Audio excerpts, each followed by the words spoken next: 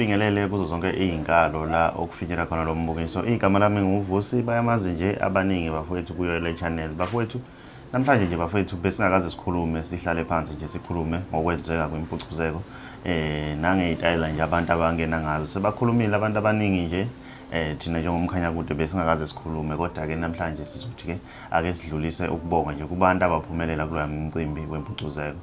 Engingakusho nje bafowethu, mina ngizothanda ukuncoma nje i-strategy abantu ababengena ngazo e-stage, ngiphinde ngincome nje indlela abantu ababegqoka ngayo.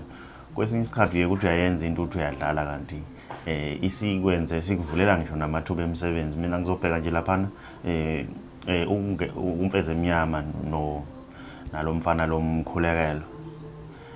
Into engizoyibheka kubona ke ngizobheka indlela ababegqoke ngayo bese ngibheka ukuthi ke yini mhlambe engenza ukuthi mhlambe abantu bayithanda bayinakisisa indlela ababegqoka. Labantu bafethu babegqoke indlela ethe ukuhluka. Siyabona sakhumbula umfezi emnyama wayegqoke nje angazi noma ngothi uCharlie Pill lelindiya leli elidlala amahlaya lakudala leli elidlala amahlaya noma ile ndoda esokharini. Sibonile bamfananisa naleyo ndoda leyo indlela wayegqoke ngayo. Bazoyibona abanye izithombe sizoyifaka lezi izithombe sikhuluma ngazo ukuthi wayegqoke kanjani. Siphinde sibheke futhi nomkhulekelwa wayegqoke sengathi usaSolomon. Le nto leyana bafowethu yazi yenzani, yenza ubuntu, yenza ukuxhumana kwabantu inhlanga ezahlukene, ngoba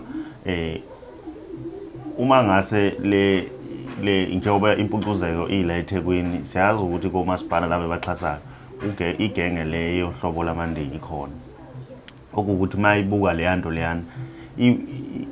leyana umuntu omnyama omZulu bese kuthi kumele avunule yena vele azovunula ngohlobo lwamandiya, omunye azovunula ngohlobo lwamaSulumane. Kusho ukuthi lo mcimbi lona kahle kahle uqhuquzela ubuntu, uyayibona lonto. So iyona into esibhekayo lana ukuthi mhlambe ingenza ukuthi ngelinye ilanga ungathola ukuthi nje ishintshwe le ndoda ekukhari kuvele kufakwe imfezi emnyama njengoba bese sibona abantu sebe-edit sayitholela umsebenzi nje umfezi emnyama akuvele kube uyena oba lapha nokharini, uyabo. So manje kwesinye isikhathi ukuthi uyayenza into kanti iyinto enhle futhi enhle kakhulu, kodwa thina bese siyibukela phansi. Omunye angambuthi umfezi emnyama yini wayengena lapha agqoke iy'cathulo zonyawo olulodwa, ngoba iy'cathulo uma wayegqokile lapha uyabona isicathulo ngathi sonyawo olulodwa.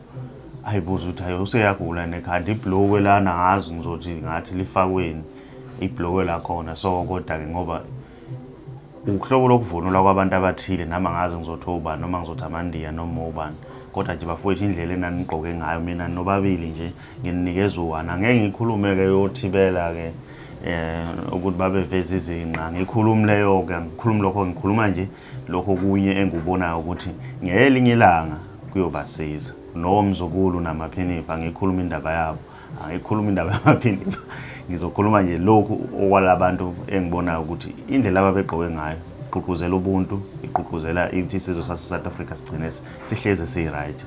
Mina ngiyafisa ukuzwa uvo lwakho ukuthi wena ngabe kuthini ukuphawula ngalolu daba. Ake sidibane lapha kwi-comment section ngizwe uvo lwakho ukuthi wena ngabe kuthini okwakho ukuphawula.